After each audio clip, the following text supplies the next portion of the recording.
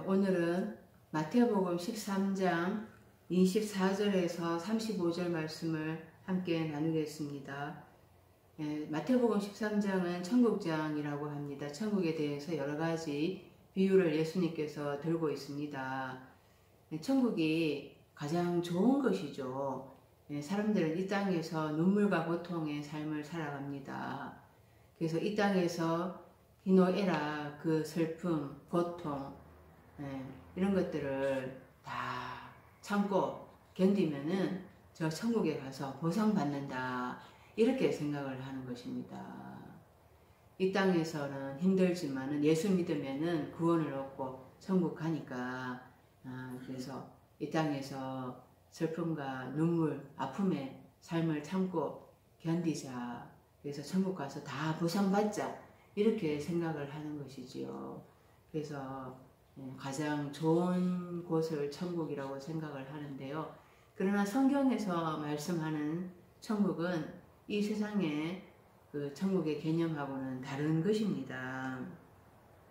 그래서 죽으면은 천국에 간다, 하늘나라에 간다, 이렇게 생각을 하는데, 오늘 말씀을 통해서 천국이 어떤 곳인가 하는 것을 또 다시 한번 생각을 해 보겠습니다.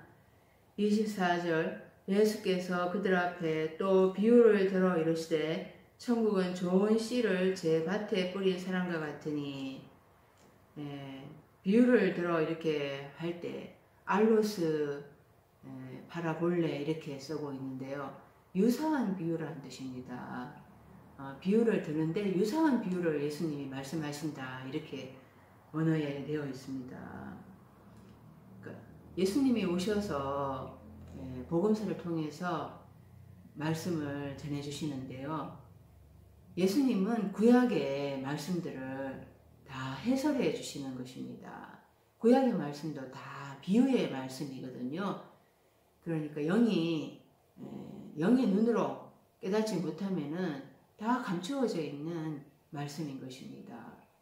비유라는 것이 파라볼레, 옆에 던져 놓았다 해서 가까이 이렇게 던져 놓고 제시를 해도 그것을 못 깨달으면은 그냥 덮여 있는 것이지요. 구약의 말씀이 다 성경을 안다, 성경 박사라 해도 성경에 대해서는 영적으로 소경인 것입니다. 예수님이 오시기 전까지는 다 소경인 것입니다. 그래서 예수님이 구약의 말씀과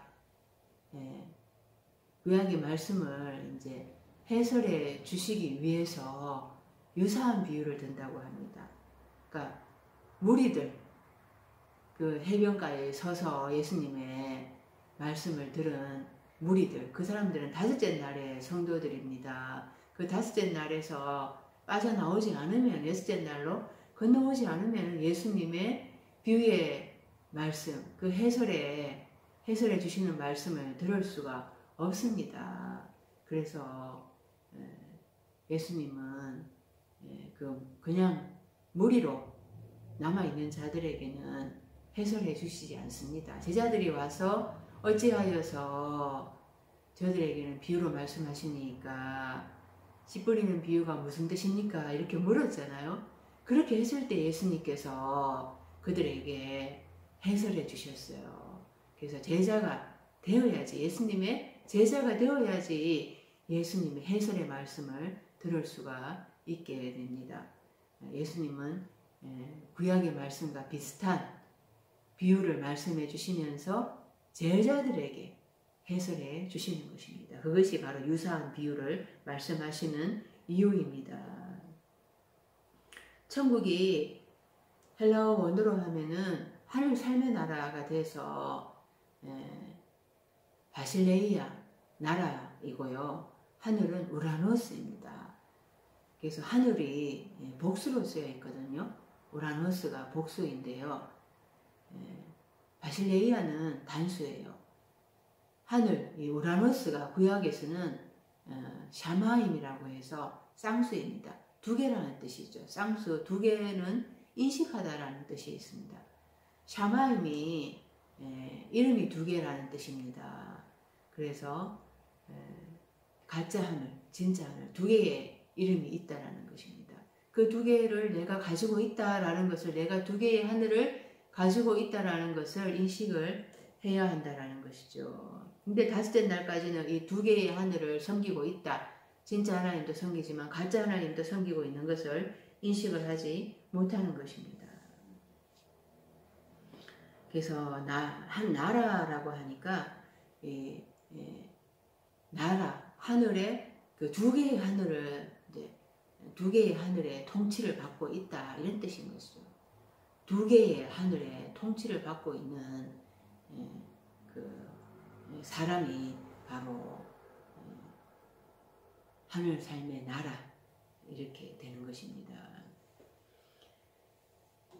그 천국은 좋은 씨를 제 밭에 뿌린 사람과 같으니,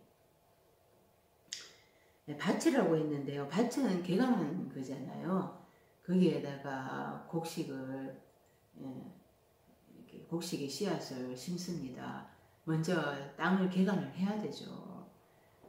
그러고 나서 씨앗을 뿌리는데요. 이 밭이라고 쓰여있는 이 단어가 아그리오스인데요. 들입니다. 들. 야생의, 개간하지 않은 천년의 이런 황무지의 이런 뜻을 가진 단어입니다. 그러니까 개간하지 않은 땅이라는 것입니다. 그러니까 내 마음이 내 마음밭이라고 하잖아요.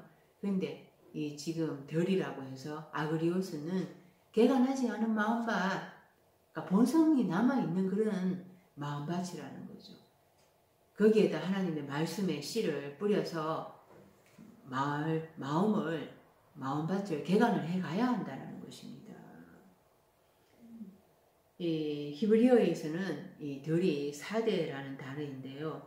사람이 살지 않고 짐승이 거주하는 곳입니다.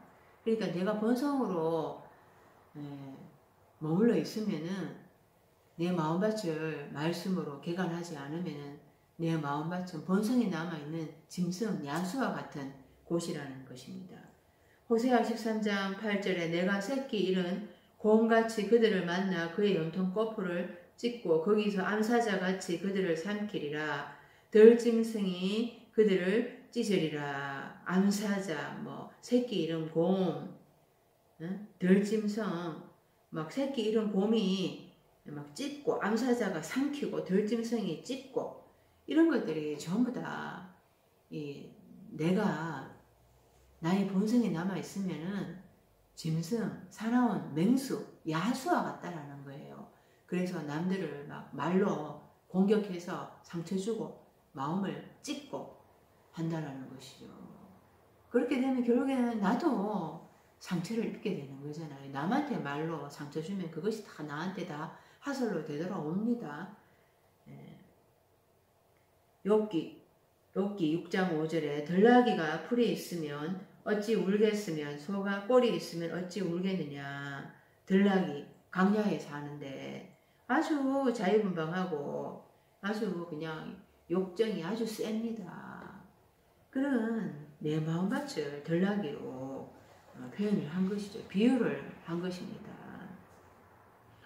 창세기 16장 12절에는 그가 사람 중에 들나귀같이 되리니 그의 손이 모든 사람을 치겠고 모든 사람의 손이 그를 칠지며 그가 모든 형제와 대항해서 살리라 하니라. 이스마엘을 얘기합니다.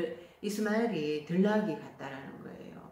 그냥 자기 힘대로 자유분방하게 그냥 다른 사람들 보다 힘이 세니까 그래서 누르고 억압하고 말로 공격하고 그러면서 모든 사람과 대적하는 그런 싸움을 벌인다라는 거죠. 그게 내 안에 이스마엘 같은 그런 속성이 있다라는 거죠. 들나귀와 같은 속성이 있어서 그냥 내 힘으로 남을 억압하고 누르고 공격하고 대적하는 그런 속성이 내 본성적인 것을 나타내는 것입니다. 그래서 덜에서는 이 개간을 하지 않으니까 풀밖에 나지 않습니다. 잡초밖에 나지 않습니다. 그 덜의 짐승들이 그 풀을 먹잖아요. 잡초를 먹잖아요. 그 덜을 경작을 해야지. 그래야 씨를 뿌리고 해서 씨 맺는 채소, 또 거기에서 씨 맺는 씨에서 그 열매를 맺는 그런 나무를 얻을 수가 있게 되는 거죠.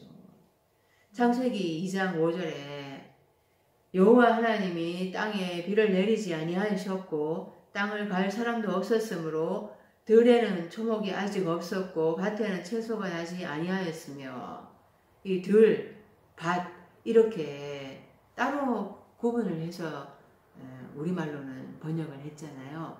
그런데 히브리어에서는 둘 다 4대를 쓰고 있습니다. 야생의 개간하지 않은 이런 단어 4대를 쓰고 있다는 것입니다. 이렇게 야생적인 그런 본성적인 그런 마음, 거기에서 그냥 우리가 한날의 삶을 시작하는 것입니다. 거기 이 덜에 짐승이 있다 그랬잖아요. 그 짐승도 목숨이 있어요. 목숨이 있으니까 짐승에게도 뇌폐식을 쓰고 있거든요. 사람도 뇌폐식 목숨적인 존재인 거예요.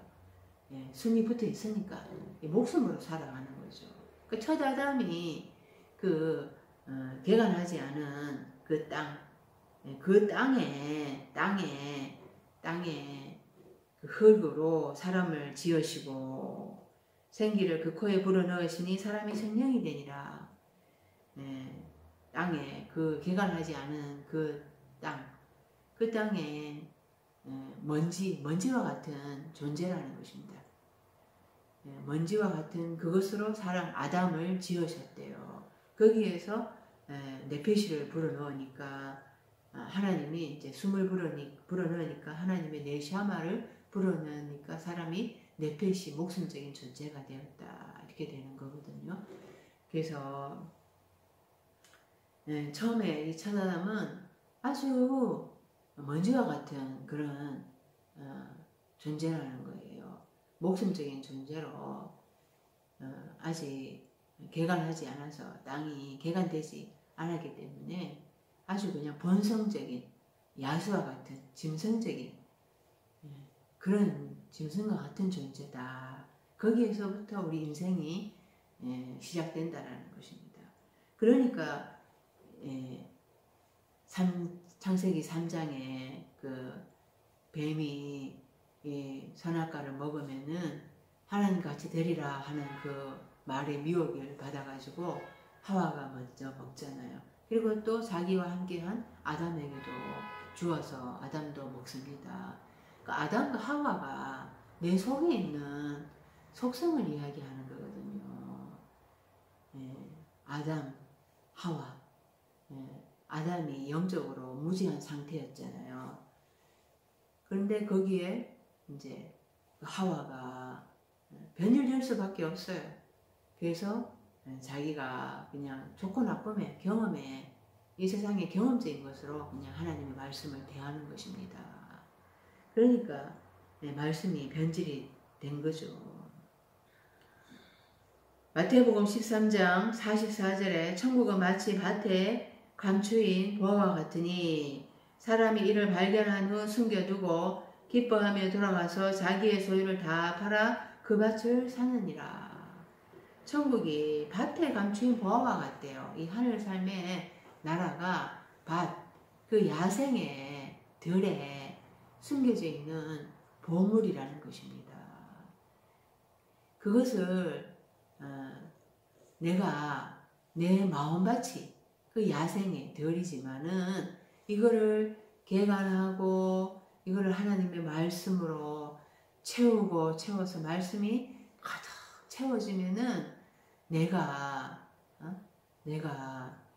예수님과 함께 십자가에 못 박히면서 거기에서 내가 죽고 또 예수님과 함께 더불어 살아나게 되는, 그래서 하늘 삶의 나라 독립체가 된다라는 거예요. 독립국가가 된다라는 거예요. 자주 독립국가, 어떤 혼합사상에도 휘둘리지 않는 하나님의 진리의 말씀, 그것을 내가 분별하고 또 다른 사람에게 진리의 생수를 전해주는 독립국가가 된다는 것이죠. 근데 그게 처음에는 내가 야생이 되리라는 거예요. 그것을 우리가 깨달으면은 내가 이 자꾸 내 마음밭을 개간하고 나를 포기하고 나를 내려놓고 마침내 나를 속량하는 그런 십자가의 죽음이 있게 된다는 것입니다. 그래서 마태복음 13장 38절 밭은 세상이요 좋은 씨는 천국의 아들들이요 가라지는 악한 자의 아들들이요. 그 밭에 개간하지 않은 그 땅에 좋은 씨도 좋은 말씀도 심어지지만은 거기에는 또 사단의 비진리의 말씀, 쭉정이 그 말씀도 같이 심겨진다라는 거예요. 그게 나의 6째 날까지의 마음밭인 것입니다. 5째 날까지 완전히 그냥 개간하지 않은 그 마음밭에 좋은 씨, 나쁜 씨가 막 섞여져 있어요. 6째 날에 예수님이 오셔서 이제 말씀을 해설해 주시면 흐레마의 말씀으로 해설해 주시면서 내가 조금씩 가라지를 내가 분별하게 되는 것입니다. 6째 날 계속 이제 분별해 가야 되는데 6째 날도 아직 깜깜하거든요. 6째 날도 이 좋은 씨 또 비진리의 말씀 가라지도 같이 심겨져 있어요. 그것을 어떻게 해야 되느냐.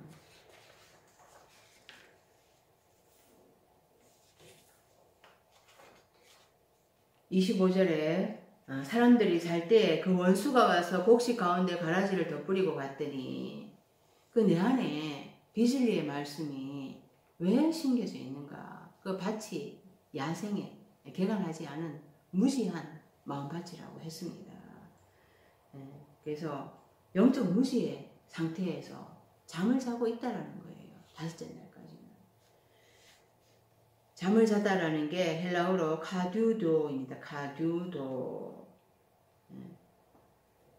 그 좋은 씨를 뿌렸지만은 사단 원수가 그 사람이 잠든 틈에 가라지를 뿌리고 갔다라는 거예요. 그래서 첫째 날에서 5째 날까지 영적 잠을 자도록 하나님이 그렇게 우리를 설계해 놓으셨어요. 그 하와가 뱀의 유혹에 미혹당한 거, 그 아담의 영적 무지의 그 상태라는 거죠. 아담이 영적 잠을 자고 있는 그 상태, 그 첫 아담을, 나의 첫 아담을 그렇게 하나님이 출발을 하신 것입니다. 히브리어로는 잠들다, 영적으로 잠들어 있다, 그게 야셴이라는 뜻인데요. 그 엘리야가 갈멜산에서 바알과 아세라 선지자 450명과 바알 선지자 450명, 또 아세라 선지자 450명 이렇게 해서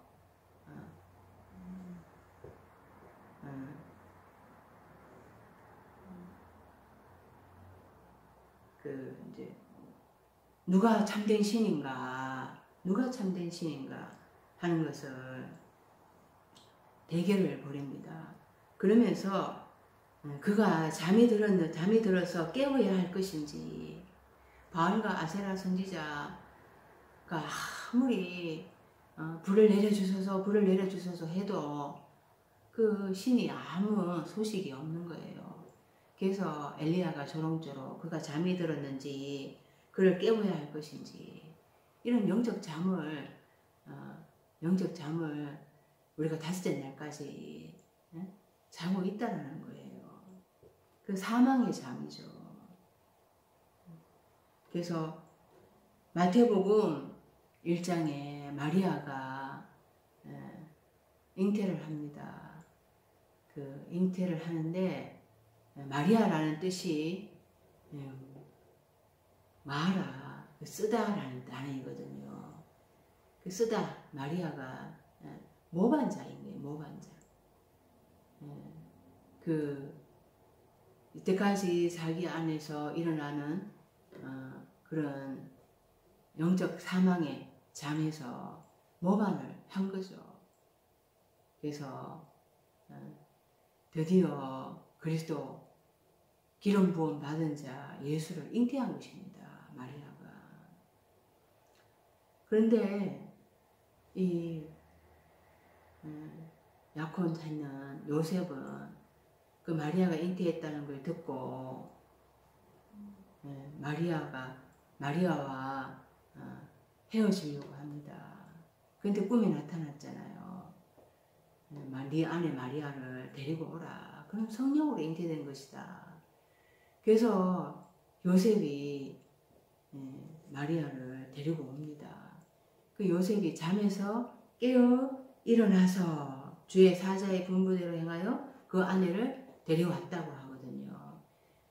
그래서 요셉이 잠에서 깨어 일어나서 할 때 그 영적 무감각, 영적인 사망, 영적인 잠 거기에서 깨어서 일어난 거예요. 요셉이 그 사망의 잠에서 일어난 거죠. 부활을 한 것입니다. 이게 여섯째 날이 되어야지 이렇게 영적 사망, 영적 죽음에서 깨어 일어나게 되는 것입니다. 요셉과 마리아 한 몸이거든요. 한 몸인데 아직 이제 약혼 상태라고 그러잖아요. 근데 깨닫지 요셉이 자기 안에 이제 마리아가 잉태한 거를 못 깨닫고 있는 거예요. 마리아 모반자가 그래서 예수 기름 부음 받은 구원자를 잉태한 것을 못 깨닫고 있는 거죠. 그러다가 이제 구약의 말씀을 떠올리고 이렇게 영적으로 이제 깨어난 것입니다. 그 원수가 와서 곡식 가운데 가라지를 덧뿌리 갔다 이렇게 하는데요. 원수가 히브리어로는 에바입니다. 그 원수가 어디에 등장하는가? 창세기 3장 15절에 등장합니다. 내가 너로 여자 원수가 되게 하고 너의 후손도 여자의 후손과 원수가 되게 하리니 여자의 후손은 네 머리를 상하게 할 것이요 너는 그의 발꿈치를 상하게 할 것이니라. 네, 이 원수 에바는 히브리어 아야브에서 유래했습니다. 아야브는 원수가 되다, 미워하다, 적대하다, 대적하다 이런 뜻입니다. 그러니까 이 원수, 사단 이런 것은 그 뜻이 적대하다, 대적하다 이런 뜻인 거예요. 출애굽기 23장 32절에 네가 그의 목소리를 잘 청정하고 내 모든 말대로 행하면 내가 네 원수에게 원수가 되고 네 대적에게 대적이 될지라. 이 원수에게 원수가 되고 미워하는 자에게 하나님이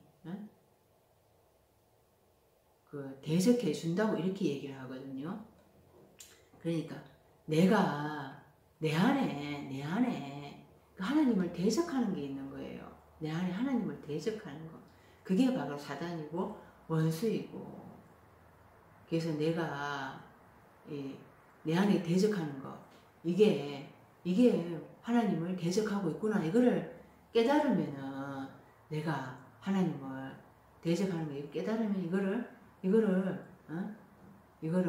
깨달으면은 그러면은 내가 대적하고 있구나. 그러면은 내가 하나님 편으로 돌아서겠죠. 근데 못 깨달으면은 내가 하나님을 대적하고 있구나. 이걸 못 깨달으면은 하나님이 나를 대적하게 된다라는 것입니다. 사무엘하 12장 14절에 이 일로 말미암아 여호와의 원수가 크게 비방할 거리를 얻게 하였으니 당신이 낳은 아이가 반드시 죽으리이다. 비방하다 이게 아야브 대적하다 이 원수라는 거예요. 그래서 하나님을 대적하는 거 이게 사탄이고 이게 원수라는 거 이게 내 안에 있다라는 것입니다. 요업이 그 이름이 히브리어로 이오브라는 뜻인데요. 이오브 아야브에서 왔습니다. 미워하다 대적하다 이 단어에서 유래를 했거든요. 그러니까 이 대적자인 거예요. 욥이 다섯째 날까지는 내가 하나님을 대적하는 자라는 것입니다.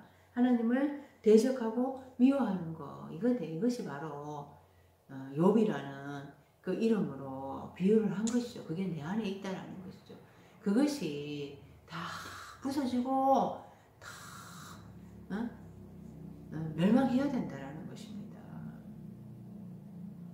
그렇지 않으면은 여섯째 날을 넘어올 수가 없는 거예요.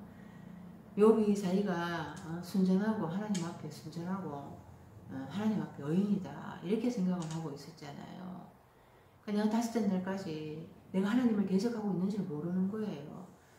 그러니까 내가 자랑하고 내가 내 의로 하나님을 섬기고 하나님 앞에 열심히 헌금하고 봉사하고 이런 것들이 전부 내 의로 남아있는 것이 이런 것들이 다 하나님 앞에 하나님보다 앞서기 때문에 이걸 다 부서져야 된다는 거예요. 이것들을 다 깨뜨려야 된다는 그거를 욥으로 비유를 한 것이죠. 그래서 곡식 가운데 가라지를 덧뿌리고 갔다 이렇게 말씀을 하는데요. 이때 곡식 가운데 이렇게 하면은 곡식 위에다가 이렇게 가라지를 덧뿌릴 거 아닙니까? 그러면은 전치사를 에피라는 단어를 써야 되거든요. 근데 여기 이제 전치사를 아나라는 전치사를 썼어요. 그러니까 위쪽으로 올라가는 개념이에요. 곡식을 알곡을 끌어올린다 이런 뜻이 되는 거거든요. 그러니까 이 곡식이 자라갈 때, 이 알곡이 자라갈 때 자기도 같이 자라가겠다 이런 뜻인 것입니다. 가라지가 스스로 자라갈 수가 없거든요. 스스로 위로 성장해 갈 수가 없어요. 그러니까 이 알곡에 같이 기생해서 자기도 올라가겠다는 것입니다. 그러니까 이 하나님의 나라가 내 안에 두 개의 하늘이 있다 그랬잖아요. 그러니까 이 사단이 그 알곡에 붙어서 기생을 해서 같이 성장해 가는 것입니다. 이게 하나님께서 처음부터 이렇게 우리를 설계하셨어요. 창세기 1장 1절에 태초에 하나님이 천지를 창조하시니라. 천지 할 때 하늘, 이게 하늘, 샤마임 두 개의 하늘이 있다 그랬잖아요. 진짜 하늘, 가짜 하늘. 이거를 인식을 해야 된다. 인식을 못하는 다섯째 날까지는. 그래서 다섯째 날까지 계속 내 안에 두 개의 하늘, 내가 진짜 하나님도 섬기고 가짜 하나님도 섬기고 이 가라지를 원수가 뿌렸다. 그러니까 내 안에 두 개의 하늘, 진짜 하나님도 섬기지만 가짜 하나님도 섬기는 것이 있어서 그러고 계속 내가 그렇게 하나님도 섬기지만 가짜 하나님도 섬기면서 다섯째 날까지 가는 거예요. 그러니까 내 안에 사단이 있다라는 것입니다. 믿는 자 안에 사단이 있고 교회 안에 사단이 있다라는 거예요. 알곡과 가라지를 같이 내 안에 하나님이 만들어 놓으셨어요. 내가 하나님도 섬기지만 가짜 하나님도 섬기도록 그렇게 만들어 놨다라는 것입니다. 그래서 내가 끊임없이 시험받는 거는 내 안에 사단도 같이 있구나라는 것을 내가 알아야 되는 것입니다. 그래서 바울 사도가 로마서 7장에 오라 공허한 자로다. 이 사망의 법에서 누가 나를 건져내랴. 바울 사도는 그 로마서 7장 7째 날에 들어간 자이거든요. 그것을 이렇게 기록을 하고 있는 것입니다. 7째 날에 들어가서 자기가 다 6째 날까지 다 통과했잖아요. 5째 날 통과하고 6째 날 통과해서 7째 날까지 들어갔거든요. 그러니까 그 자기의 상태가 자기가 정말 자기 안에 사단이 같이 있었구나. 그래서 그 공부할 수밖에 없었구나 라는 것을 로마서 7장에서 고백을 하고 있는 것입니다. 그런데 우리가 다섯째 날 막 신앙생활 하면서 막 다 이루었느냐, 다 됐냐, 그 교만해서 그렇게 막 신앙생활 하는데요. 그걸 못 깨닫고 있는 것입니다. 26절에 싹이 나고 결실할 때 가라지도 보이거늘.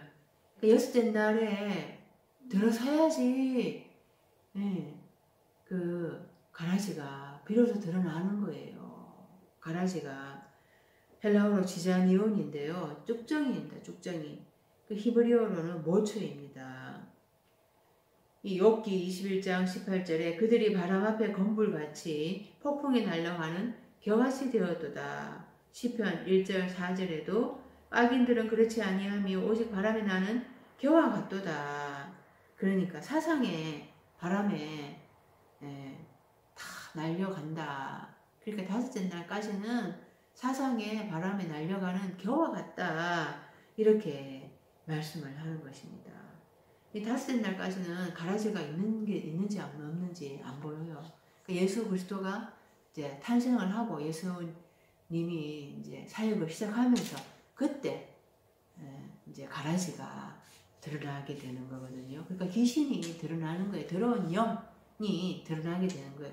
예수님이 사역을 하실 때 더러운 귀신 들린 자들이 많이 와서 치료를 받았다 그랬잖아요. 그러니까 더러운 영, 더러운 생각, 다섯째 날까지 사상의 혼합, 뭔가 사상의 잡동사니 이런 것들이 들어가 있다가 내 안에 여섯째 날에 이제 그것이 비로소 더러운 귀신이 그게 드러나게 되는 거죠. 그러니까 예수님이 오셔서 이제 더러운 귀신을 쫓아내고 말씀으로 이제 치유를 하는데요. 계속해서 예수님의 말씀을 채우지 않으면은 저보다 더 악한 귀신 7을 데리고 가서 그 사람의 나중 형편이 처음보다 더 심하게 된다. 이렇게 말씀을 합니다. 그래서 예수님이 오셔서 내 안에 들어온 것들이 이제 예수님의 그 진리의 말씀으로 치유를 받기 시작을 하면은 계속해서 여섯째 날은 그 예수님의 생수의 말씀, 진리의 말씀을 계속 이틀치, 일곱째 날까지를 먹어야 된다는 것입니다. 27절 집 주인의 종들이 와서 말하되 주여 밭에 좋은 씨를 뿌리지 아니하였나이까. 그런데 가라지가 어디서 생겼나이까. 이 종의 둘러스인데요. 그 집주인의 종 둘러스 제자들을 얘기하는 거죠.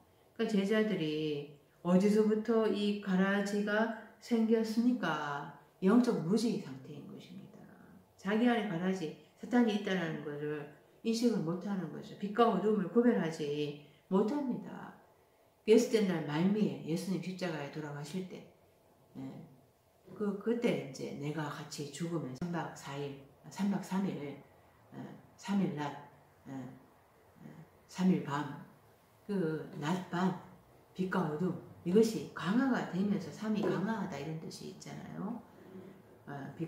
빛이 참 강화되고 또 어둠이 강화되고 이렇게 강화되면서 그때 뚜렷하게 구별되면서 그때 이제 가라지가 분명하게 인식이 되는 거예요. 그 제자들이 영적 무지의 상태에서 빛과 어둠을 구별하지 못했습니다. 그래서 오병이어 때 사람들이 무리들이 예수님을 임금 삼으려 할 때 막 부안해동 있잖아요. 그래서 예수님이 빨리 서둘러서 그들을 배 타고 건너편으로 건너가게 합니다. 그때 그들이 그 배 타고 바다 한가운데 건너가게 합니다. 그들이 아직 그 바다에 있는 배, 그 혼합사상에 있는 그런 상태다라는 것을 비유로 하고 있는 거죠. 예수님께서 기도하실 때도 겟세마네에서 기도하실 때도 영적 잠을 굴굴굴 자고 있었습니다. 28절 주인이 이르되 원수가 이렇게 하였구나. 종들이 말하되 그러면 우리가 가서 이것을 뽑기를 원하시나이까. 원수 사단이 이렇게 하였구나. 그래서 뽑기를 원하십니까? 29절 주인이 이르되 가만두라. 가라지를 뽑다가 곡식까지 뽑을까 염려하노라. 이 뽑다라는 헬라어 단어가 실레고인데요. 신이라는 전치사, 함께라는 전치사와 레고, 말하다 이런 뜻이거든요. 합성된 단어인데요. 함께 말하다, 공동으로 말하다 이런 말이죠. 그래서 가라지를 공동으로 말할까요? 공동으로 뽑을까요? 이렇게 얘기하는 거죠. 그러니까 공동으로 심판할까요? 말로 심판할까요? 이런 뜻이 되겠죠.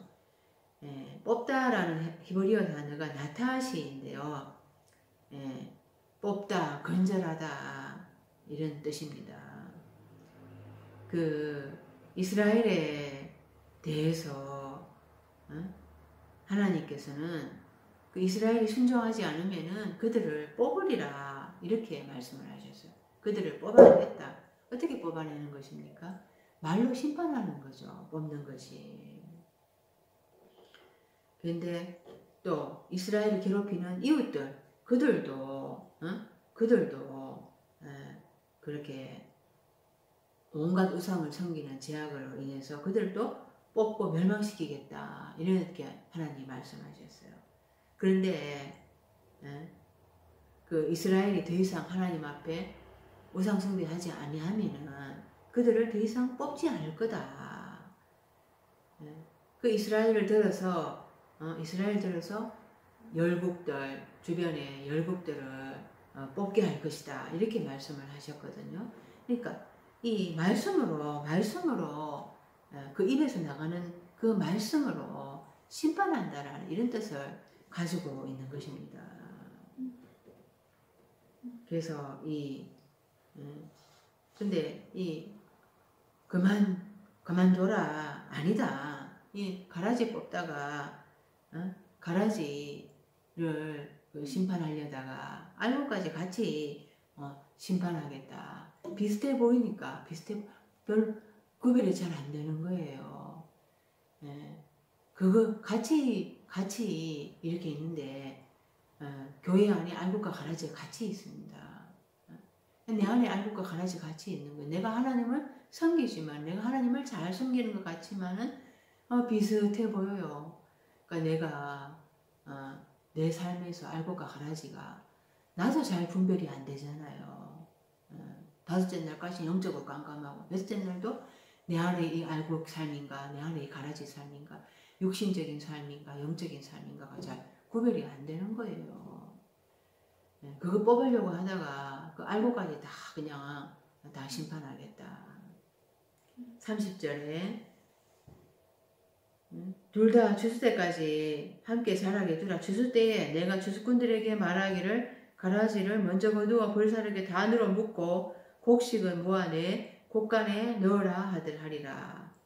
이 추수라는 게 헬라어로 데리스모스인데요. 거둠이란 뜻입니다. 수확이란 뜻이죠. 그러니까 하나님이 거두는 거, 하나님이 수확하는 거, 이거는 일곱째 날에 들어가야지 수확을 하게 되는 것입니다. 여섯째 날 말미에 이제 하나님이 다 이제 뽑아 버리는 거예요. 하나님이 말씀으로 이제 다 심판을 하시는 거죠. 그래서 육으로 거둔 거는 육적인 열매로 드러나게 되고 그게 가라지인 것입니다. 죽정이 영적인 것으로 심은 것은 내 안에 있는 좋은 씨, 그 영적으로 심은 것은 영적인 열매가 거치게 되는 거죠. 다 드러나게 되는 것입니다. 그래서 내 안에서 이제 거두게 되는 것입니다. 내 안에서. 그러니까 알곡은 내 곡간에 넣어라. 내 곡간에 모으라. 내 창고에 모으라. 그 하나님의 창고에 모으라. 이제 나는 그러니까 그 알곡, 내 곡식 이거 추수 되면은 이제 영적인 것으로 열매 맺게 되면은 그러니까 하나님의 창고에 들어가게 된다 이 말인 건데요. 그렇지 않은 거는 이제 그러니까 불사르게 이제 단으로 이렇게 묶어라 이렇게 얘기를 하는 거죠. 그래서 마태복음 13장 39절에 보면은 가라지를 뿌린 원수는 마귀요 추수 때는 세상 끝이요 추수꾼은 천사들이니 그러즉 가라지를 거두어 불에 사르는 것 같이 세상 끝에도 그러하리라. 인자가 그 천사들을 보내리니 그들이 그 나라에서 모든 넘어지게 하는 것과 또 불법을 행하는 자들을 거두어내어 풀무불에 던져 넣으리니 거기서 울며 이를 갈게 되리라. 그러니까 내 안에 이 가라지가 있고 내 안에 이 알곡이 있어서 이 가라지 이거는 거두어서 불에 던져 넣는다. 내 안에 같이 있다라는 것입니다. 내 안에 알곡과 가라지가 같이 있는데, 그 아브라함이 조카 롯이 있었잖아요. 그 소돔과 고모라를 택해서 거기에 갔습니다. 거기 가서 결국에는 잡혀가는데요. 아브라함이 구해오잖아요. 그 아브라함의 속 사람, 그것을 롯으로 비유로 든 거예요. 아브라함 안에 정욕적이고 세상적인 그런 속성이 남아있는 것을 롯으로 비유를 한 거죠. 그런 가라지의 삶, 그 소돔과 고모라가 다 불태워지잖아요. 그 속에서 이제 롯이 건짐을 받았는데요. 그래서 이 아브라함의 그 롯에 있는 그 세상적이고 정욕적인 그 속성, 그런 것을 다 불태워지는 가운데서 아브라함이 건짐을 받았다라는 것입니다. 그래서 내 안에 불법을 행하는 삶, 이 가라지의 쑥정이의 삶, 또 의로운 삶, 이게 같이 있다. 알곡의 삶이 같이 있다. 하나님은 이 둘을 내 안에 같이 심어놓고 이것을 통해서 내가 사탄에게 미혹당해보고 시험 들어보고 쏘가도 보고 계속 고생도 해보고 이렇게 하도록 하나님이 해놓으셨어요. 그렇지 않으면은 내 안에 어둠이 없으면은 내가 어떻게 빛을 알겠습니까? 날마다 낮이고 하나 비치면 어떻게 어둠을 알게 되겠어요?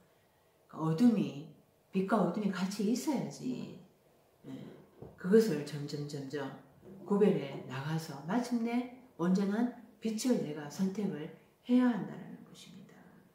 그게 완전히 눈이 뜨여져야지 가능한 거죠. 영적인 눈이 뜨여져야지 가능한 것입니다.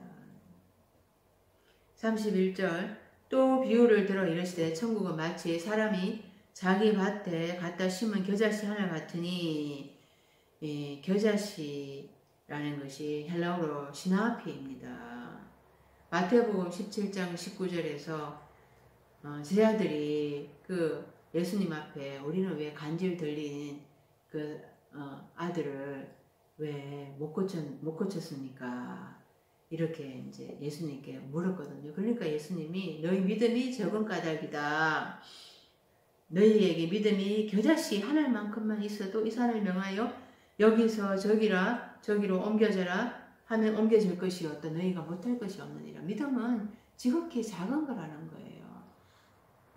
믿음이 밤토만한 큰 게 있고 겨자씨만한 이런 작은 게 있고 이런 게 아니고 믿음은 다 겨자씨만한 그런 작은 것이라는 것입니다. 근데 그게 밖으로 드러났을 때 믿음이 크다 이렇게 말씀하시는 거죠. 항상 믿음은 감추어져 있습니다. 우리 안에 감춰져 있습니다. 근데 믿음이 바깥으로 드러나게 되면 행동할 때 네 믿음이 크다 이렇게 칭찬을 하시는 것입니다. 이는 모든 32절 이는 모든 씨보다 작은 것이로되 자란 후에는 풀보다 커서 나무가 되매 공중의 새들이 와서 그 가지에 깃들리느니라. 모든 씨보다 겨자씨가 가장 작은 것이다. 그런데 자란 후에는 이제 나무가 된다. 나무가 된다. 그 나무 씨 뿌리는 것을 창세기 1장 12절에 셋째 날에 이야기했습니다. 땅이 풀과 각기 종류대로 씨 맺는 채소와 각기 종류대로 씨 가진 열매 맺는 나무를 내니 하나님의 보시기에 좋았더라. 그러니까 내 마음밭이 그 열매 맺는 나무, 이거는 일곱째 날이 돼야 된다라는 거예요. 셋째 날에 땅이 풀과 씨 맺는 채소, 열매 맺는 나무라 이렇게 얘기했잖아요. 예, 그 땅이 그 셋째 날에 사람은 아브라함입니다. 그 아브라함의 속사람은 사라죠. 사라가 그 아브라함에게 하갈을 주어서 아들을 낳았는데 그게 이스마엘이잖아요. 그게 풀인 거예요. 말씀의 아들이 아닌 거예요. 육신적으로 낳은 자녀 이스마엘, 그것을 하나님의 약속의 자녀라고 하지 않는다 그랬잖아요. 이삭이라야 니시다. 그래서 그 이삭이 그리스도 예수를 나타내는 거거든요. 그 아브라함에게 수많은 많은 자녀들이 나오지만은 오직 한 사람 그리스도 예수를 그리스도 예수가 날 것을 말씀해 주신 거죠. 그래서 이 열매 맺는 나무가 되는 것은 예수 그리스도가 십자가에서 죽고 부활했을 때, 그럴 때 그때 이제 십자가 나무에 그 못 박혀서 자기 모든 것이 다 포기되고 부인되었을 때 그때 이제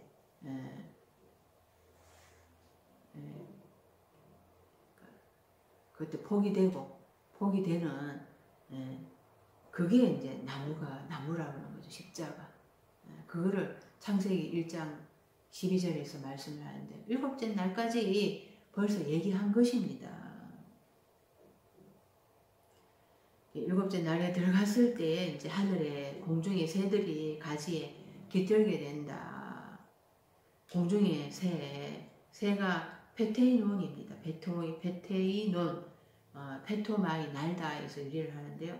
그 공중에 나는 것들, 공중에 나는 것들, 공중에 나는 그 새들, 창세기 1장의 다섯째 날에 하나님이 이제 공중의 새들을 하나님이 이제 만드셨는데, 공중의 새라는 게 뭐냐? 두 개의 하늘을 만드셨잖아요. 그 가짜 하늘의 역할을 하는 것이 바로 새인 것입니다. 새. 후견인과 청지기. 그러니까 진짜 하늘이 되기까지 그 가짜 하늘의 역할을 하는 거예요. 공중의 새가. 비진리의 말씀. 그러니까 그거를 완전한 진리의 복음을 전하는 거, 역할을, 그 역할은 일곱째 날에 들어와서 사도가 되고 난 다음에 그 역할을 하는 거거든요. 근데 다섯째 날에 공중의 새들은 그 비진리의 말씀, 혼합사상에 섞여있는 그런 초등학문을 가르치는 그 역할을 하는 거죠. 그 새들, 완전하게 일곱째 날에 들어가야지 사도가 되어서 이렇게 복음을, 진리의 말씀을 전하게 되는데요. 그래서 일곱째 날에 이제 나무가 되면은 그런 이제 진짜 복음을 전할 수 있는 이제 그 새들이 거기에서 이제 거하게 되는 거죠. 그렇게 되기 위해서는 이제 복음을 전하는 자들, 나라의 복음을 전하는 자들이 있어야 되는 것입니다. 로마서 10장 15절에서 16절에 보내심을 받지 아니하였으면 어찌 전파하리요. 기록된 바 아름답도다 좋은 소식을 전하는 자들의 발이여 함과 같으니라. 그러나 그들이 다 복음을 순종하지 아니하였도다. 이사야가 이르되 주여 우리가 전한 것을 누가 믿었나이까. 여섯째 날에 일곱째 날에 이 나라의 복음 이것을 전해야지. 그래야 들음에서 믿음은 들음에서 나게 된다는 것입니다. 그랬을 때 공중의 새들이 거하게 된다. 새들도 여섯째 날 거치고 일곱째 날에 들어와서 거하게 된다. 카타스케네오라는 단어인데요. 그 장막을 치고 거하게 되는 거예요. 그것을 우리가 바라보고 믿음으로 바라보고 그래서 말씀을 전하는 자들이 되어야 하는 것입니다. 33절에 또 비유로 말씀하시되 천국은 마치 여자가 가루 서말 속에 갖다 넣어 전부 부풀게 한 그 누룩과 같으니라. 누룩이 지매인데요. 지매, 누룩. 그러니까 하나님은 누룩 섞인 그 빵을 먹지 마라.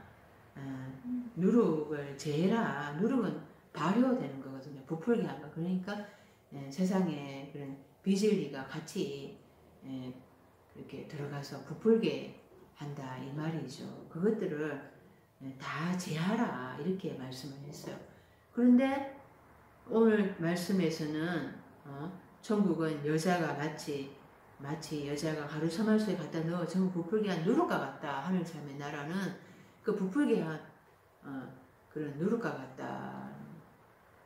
발효제가 들어갔다. 비질리 혼합사상 이게 다 섞여 들어간 거다. 이렇게 같이 있다. 이렇게 말씀을 하시는 거거든요.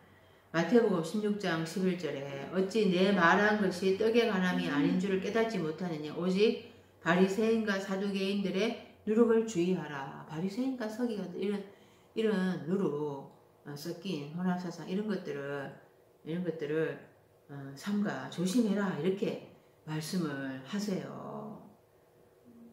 고린도전서 5장 8절에 이러므로 우리가 명제를 지키되 묵은 누룩으로도 말고 악하고 악의에 찬 누룩으로도 말고 누룩이 없이 오직 순전함과 진실함의 떡으로 하자.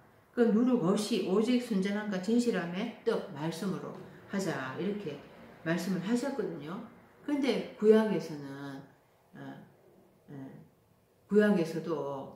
구약에서도 그렇게 누룩을 제해라 이렇게 말씀하셨어요. 그런데 오늘 말씀 속에서 여자가 천국은 마치 여자가 가루 서말소에 갖다 넣어 전부 부풀게 한 누룩과 같다.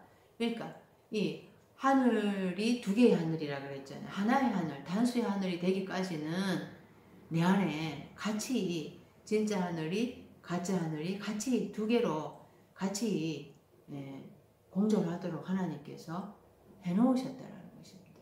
그거를 깨닫는 자는 내가 하나의 하늘이 되도록 그렇게 하나의 하늘이 되도록 그렇게 나를 계속해서 여섯째 날에 이제 내가 그 말씀으로 나를 자꾸 말씀 앞에서 내가 머무르면서 나를 그렇게 하나님 앞에 말씀 앞에 말씀을 이틀치 양식을 먹기 위해서 머무른다라는 그 말씀으로만이 내 안에 두 개의 하늘 그 가짜 하늘을 공격할 수가 있거든요. 예수님의 흐레마의 말씀 여섯째 날에 오신 예수님의 그 흐레마의 말씀을 내가 계속해서 먹어야지 내 안에 이 가짜 하늘이 조금씩 분별이 되면서 영적 그 어둠이 무지가 사탄이 그 계속해서 조금씩 분별이 되면서 그것을 공격할 수 있는 능력이 생기는 것입니다. 34절에 예수께서 이 모든 것을 비유로 말씀하시고 미유가 아니면 아무것도 말씀하지 아니하셨으니 35절에 이는 선지자를 통하여 말씀하신 바 내가 입을 열어 비유로 말하고 창세부터 감추인 것을 드러내리라 함을 이루려야 하심이라. 예수님은 비유로 다 말씀하셨어요. 그리고 창세부터 감추인 것을 드러내리라. 다섯째 날까지는 덮여 있는 거예요. 감추어져 있는 거예요. 이것을 드러내리라. 예수님이 이제 계시하신다 이 말인 거죠. 계시가 아포칼립시스이거든요. 칼립토 그 덮여 있는 것을 분리해내는 게 바로 그게 계시인 것입니다. 열어주시는 거예요. 내 안에 다섯째 날까지의 그 삶 그것이 구약의 말씀 이것이 내가 해석이 안 되잖아요. 못 깨닫잖아요. 그냥 문자적으로 이스라엘 역사로만 읽잖아요. 그것을 예수님이 오셔서 가르쳐 주신다라는 거죠. 해설해 주신다라는 거죠. 그래서 다섯째 날은 아무리 예수님이 말씀하셔도 옆에 던져놔도 못 깨닫습니다. 그러니까 비유가 어렵거든요. 제자들도 못 깨달았죠. 여섯째 날에 있으면서도 못 깨달았잖아요. 그래서 일곱째 날에 가야지 영적인 눈이 완전히 떠여서 이제 계시가 확연하게 다 이제 열리기 시작을 하는데요. 그것을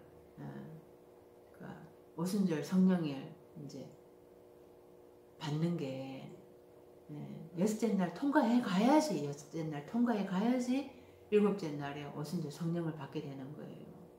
그때 완전히 계시가 열리기 시작을 하지만은 그 여섯째 날에 이 삶이 있어야지 내가 완전한 계시도 또 있다라는 것입니다. 그래서 여섯째 날 예수님으로부터 말씀을 듣는 흐레마의 말씀을 배우는 그런 제자의 삶을 내가 부지런히 게으르지 않고 부지런히 그렇게 공부해가는 제자의 삶이 있어야 한다는 것을 우리가 인식하고 내 안에 그 빛과 어둠이 같이 있구나 라는 것을 내가